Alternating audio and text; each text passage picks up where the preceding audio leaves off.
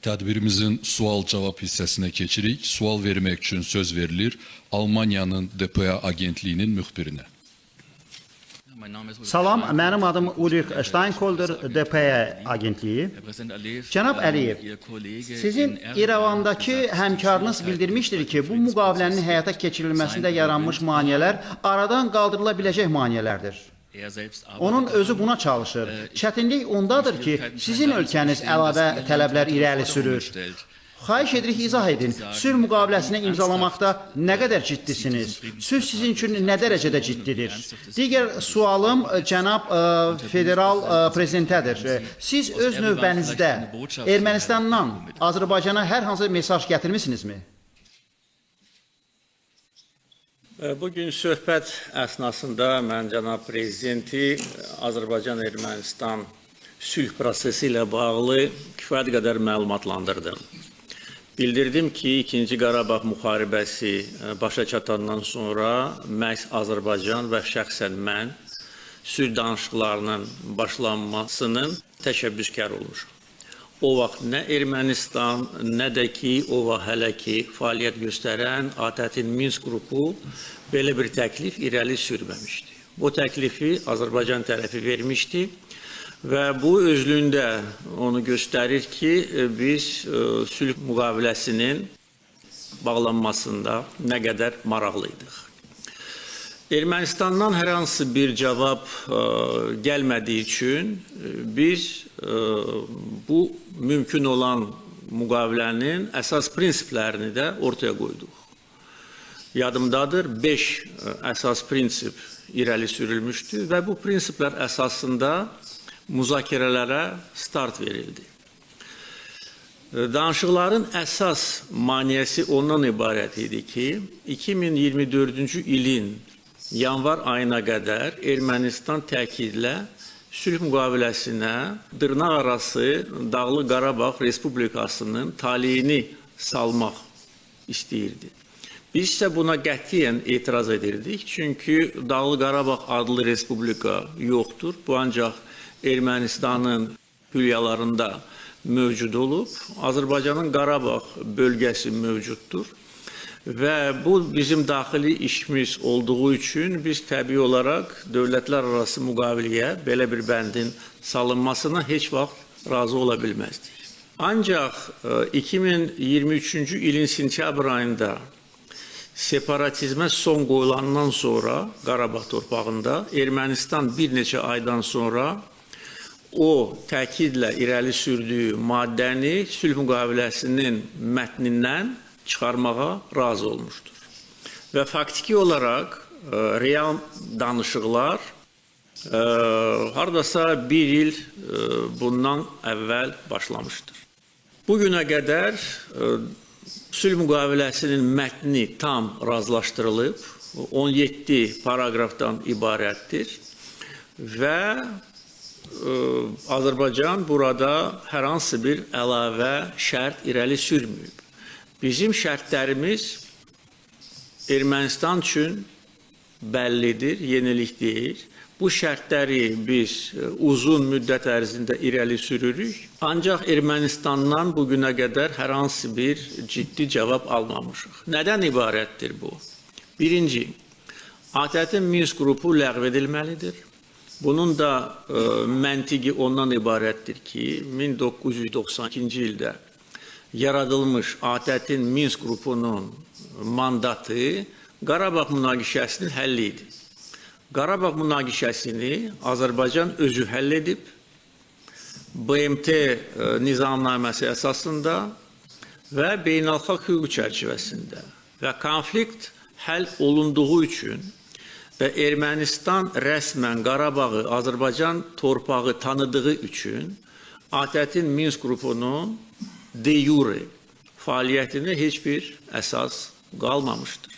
Onsuz da de facto bu qrup fəaliyyət göstərmir. Və Ermənistanın buna razı olmaması bizdə haqlı olaraq şübhələr doğurur. Görəsən nə üçün? Bəlkə yenə də bizə qarşı ərazi iddiası ilə Ermənistan çıxış etmək istəyir. Onların sürətli silahlanması, öldürücü silahları əldə etməsi, Bu sahədə onlara əsas yardımçı olan Fransanın onları yeni provokasiyalara, təhribatlara təhrik etməsi bu şübhələri təbii olaraq artırır. Yəni bu birinci məsələdir. İkinci məsələ Ermənistanın konstitusiyası ilə bağlıdır. Ermənistan konstitusiyasında Ermənistan müstəqillik aktına istinad var. O konstitusiyanın tərkib hissəsidir. Orada isə Azərbaycanın hüquqi, tarixi ərazisinin Ermənistanla birləşməsi haqqında müddəa var. Və bu bizə qarşı açıq ərazi iddiası sayılır. Ona görə Ermənistan konstitusiyasından bu bəndin çıxarılması bizim legitim tələbimizdir.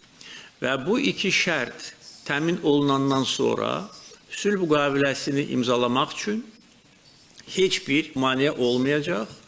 Necə deyərlər, top Ermənistanın tərəfindədir. Əgər doğrudan da Ermənistan sülh müqaviləsini imzalamaq istəyirsə, Azərbaycanın bu iki legitim şərtini qəbul etməlidir. Xanımlar və cənablar, son 3-10 illik ərzində bu münaqişəni, onun kəskinləşməsini və yaratdığı əzab əziyyətləri, eləcə də xeyli qurbanlara səbəb olmuş müharibələri müşahidə edən hər bir insan başa düşür ki, bu cür münaqişənin həlli, eləcə də tərəflər arasında qarşılıqlı etimadın bərpası üçün xeyli vaxt və səy tələb olunur. Bunu öncədən qeyd etdim və bilirəm ki, belə münaqişələrdən sonra çox böyük səylər tələb olunur. Həmin səylərə də hörmət bəsləyirəm ki, sazişin mətni işlənib, hazırlanıb. Hazırki dövrdə razılığı əldə etmək çox böyük işdir. Ümidvarım ki, həmin müqaviləyə əlavə olaraq cənab Prezident Əliyevin indicə qeyd etdiyi şərtlər üzərində də razılaşma olacaq. Fikrimcə, onlar Azərbaycanla Ermənistan arasında davamlı sülhün əldə olunmasında maneəyə çevrilməməlidir. İsrar edirəm, çox önəmli qətiyyət var. Vacib an yetişib, onun ritmini itirmək məsuliyyətsizlik olardı. Yadda saxlamaq lazımdır ki, Almaniyanın, o cümlədən Avropanın təcrübəsi göstərir ki, müqavilənin hazırlanması və sülh müqaviləsinin həyata keçirilməsi ilk addımdır. Sonra isə müqavilənin həqiqi qüvvəyə minməsi, reallıqda barışığa çevrilməsi neçə nəsilləri tələb edir. Bu, çox uzun bir prosesdir.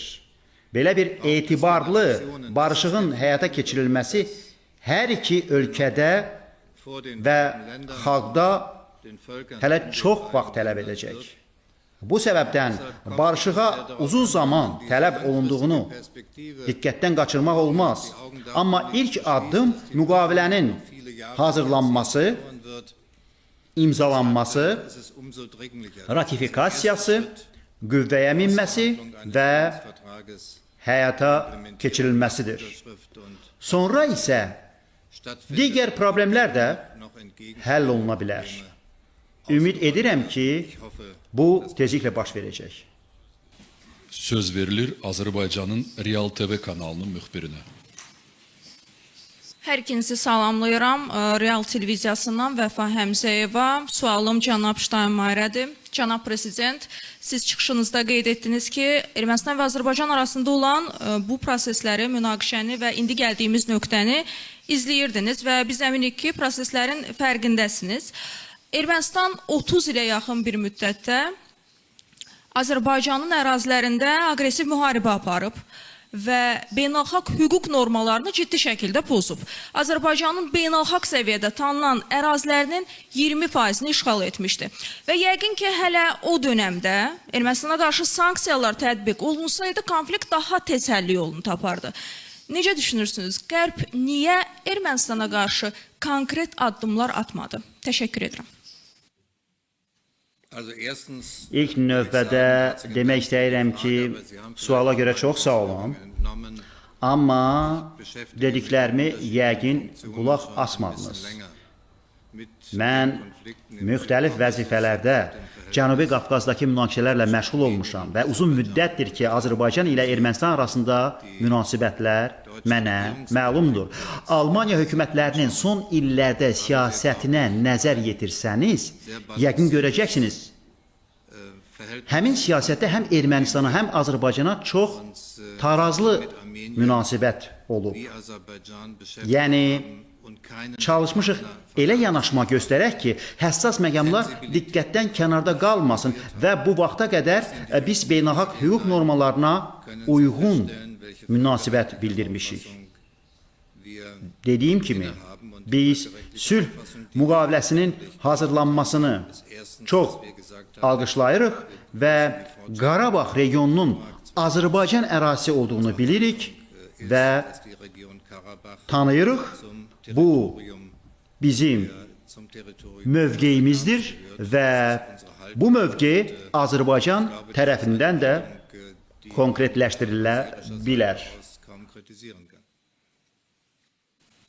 Söz verilir Almanya'nın ARD telekanalının müxbirinə.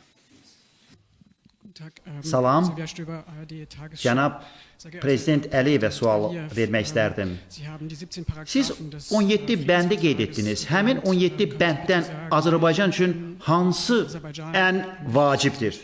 Və cənab Prezident Steinmeier, siz barışıq sözünü işlətdiniz. Bu barışıq 2-ci Dünya müharibəsindən sonra Almaniyanın bərpası üçün vacib idi. Həmin amil Avropa ölkələri xalqlarının bir-birinə yaxınlaşmasında necə rol oynamışdır? Bu haqda da danışsanız minnətdar olaram. Əslində belə tarixi müqavilələrdə hər bir paraqraf, hər bir bənd böyük əhəmiyyət daşıyır. Mən Prezident Steinmeierlə söhbət əsnasında bildirdim ki, Azərbaycan bilərəkdən bu müqaviləni çox da həddindən çox yükləmək də istəməmişdi. Ona görə çox yığcam müqavilədir, əsas prinsiplərini əhatə edir. Və yenə də deyirəm, hər bir məsələ orada ciddi əhəmiyyət daşıyır. Bu sənəd üzərində iki ölkənin mütəxəssisləri, hüquqşünasları, Xarici İşlər Nazirliyinin nümayəndələri fəal işləyiblər və hesab edirəm ki, hər iki tərəf xoşniyyət göstərib. Əks təqdirdə bu sənəd ərsəyə gəlməzdi. Bu birinci. İkinci, Ermənistanda və bəzi qərb dairələrində Azərbaycanı müqaviləni imzalamamaqda günahlandırmaq istəyirlər. Bu da tamamilə əsassızdır. Çünki artıq qeyd etdiyim kimi, bu prosesin təşəbbüskarı Azərbaycan olub, əsas prinsipləri işləmiş Azərbaycan olub və biz xoş niyyət göstərərək bu danışıqlarda iştirak eləmişdik. Və əgər biz müqaviləni imzalamaq istəməsəydik, elə bir real şərt qoysaqdıq ki, Ermənistan onu qəbul etməzdi. O ki, qaldı bu prinsiplərin əsasında ən vacibinə, əlbəttə ki, bu Ermənistanın Azərbaycan ərazi bütövlüyünün tanımasıdır, Qarabağ daxil olmaq şərti ilə. Özü də o Ermənistan hökumətindən ki, 2019-cu ildə bu hökumətin başçısı Xankəndidə, Azərbaycan ərazisində, hara ki qanunsuz gəlmişdi, mitingdə bəyan etmişdir ki, Qarabağ Ermənistandır və nöqtə.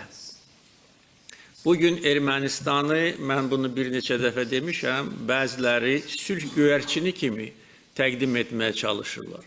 Amma Ermənistan hökuməti həmən hökumətdir ki, hakimiyyətə 2018-ci ildə gələndən sonra bütün o vaxta qədər aparılmış danışıqları sıfıra bərabər etdi. Bildirdi ki, Azərbaycan dırnaq arası qanunsuz Dağlıq Qarabağ Respublikası ilə danışıqlar aparmalıdır. Bizə qarşı əsassız ərazi iddialarını nəinki aradan götürmədi, hətta öz tələblərini daha da sərtləşdirdi. Həmən bax bugünkü Ermənistan hökumətinin Müdafiə naziri açıq demişdir ki, Ermənistan yeni ərazilər uğrunda yeni müharibəyə hazırlaşır. Yəni, indi bugünkü Ermənistan hökumətindən və onun başında duranlardan sülh güvərçini düzəltmək tamamilə yanlış və əsassızdır. Və bugün razılaşdırılmış mətn onu göstərir ki, Ermənistan məcburən bu sülh müqaviləsinə imza atır. Çünki döyüş meydanında əldə etdiyimiz qələbə, ondan sonra siyasi müstəvidə Azərbaycan mövqeyinin üstünlük təşkil etməsi, Ermənistanın arxasında duran bəzi Avropa ölkələrinin səylərinə rəğmən nə BMT Təhlükəsizlik Şurası, nə Avropa İttifaqı Azərbaycana qarşı hər hansı bir məhdudlaşdırıcı ölçü götürmədiyi üçün bugün Ermənistan məcbur olub Qarabağı Azərbaycan ərazisi kimi tanıyır. Ona görə bu bəndlər arasında təbii olaraq məhz budur və Qarabağ Ermənistandır və nöqtə deyən bir adam bugün Qarabağ Azərbaycandır deyir. Hesab edirəm ki, bu gözəl bir təkamül prosesidir və bunu biz alqışlayırıq. Mənə verilən suala cavab olaraq bir neçə cümlə deyim. Barışıq necə qurulmalıdır? Buna necə təşəbbüs göstərmək olar? Bunun üçün istənilən yerdə tətbiq oluna biləcək bir resept və ya standart yoxdur. Məlumdur ki, müharibə apardıqdan sonra inam yalnız müəyyən vaxt keçdikdən sonra yaranır. Etimad birdən-birə yox, tədricən və ya ehtiyatla qazanılır. Qarşılıqlı inam bu cür formalaşır. Sizin suala cavab olaraq Avropadan bir misal çəkim. Ulrich Wilkart, Alman jurnalisti, tanıdığınız həmkarınız, bu yaxınlarda Alman-Fransız münasibətləri haqqında kitab dərc edib. O yazır ki, son 400 il ərzində Almanya ilə Fransa arasında 23 müharibə baş verib.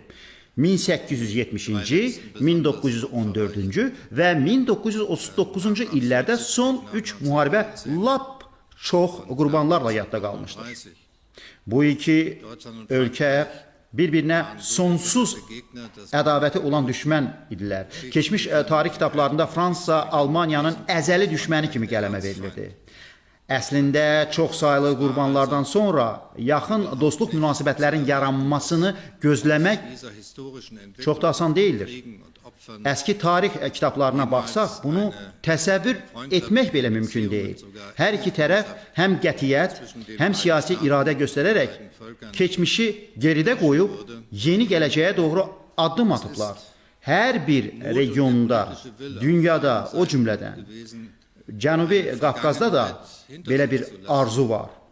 Azad və sülh şəraitində həyatı hər kəs arzulayır.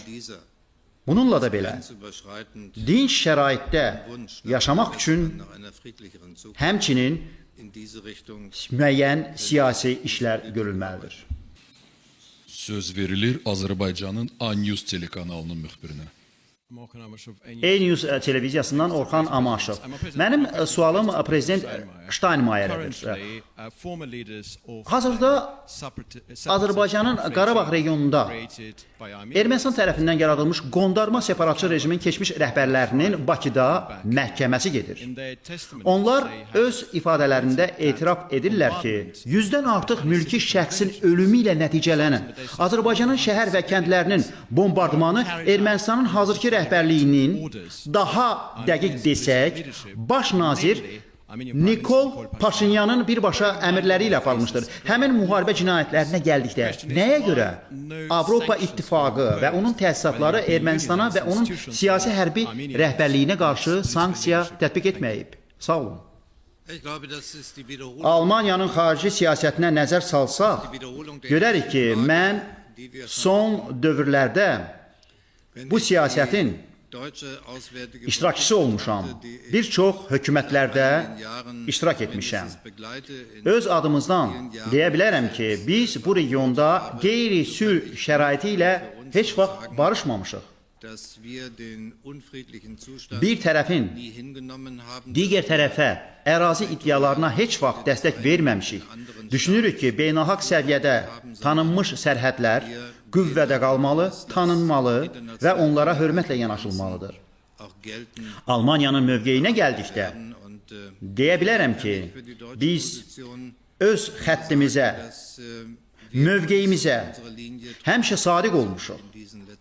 Ümid edirəm ki, bu sizin regionda da anlaşılar. İstəyirik ki, iki dövlət arasında qeyri-sülh dövrü geridə qalsın və sabitlik gətirəcək yeni bir gələcək yaransın. Həm Ermənistan, həm də Azərbaycan üçün Cənubi Qafqaz sülh yaradan bir regiona çevrilməlidir.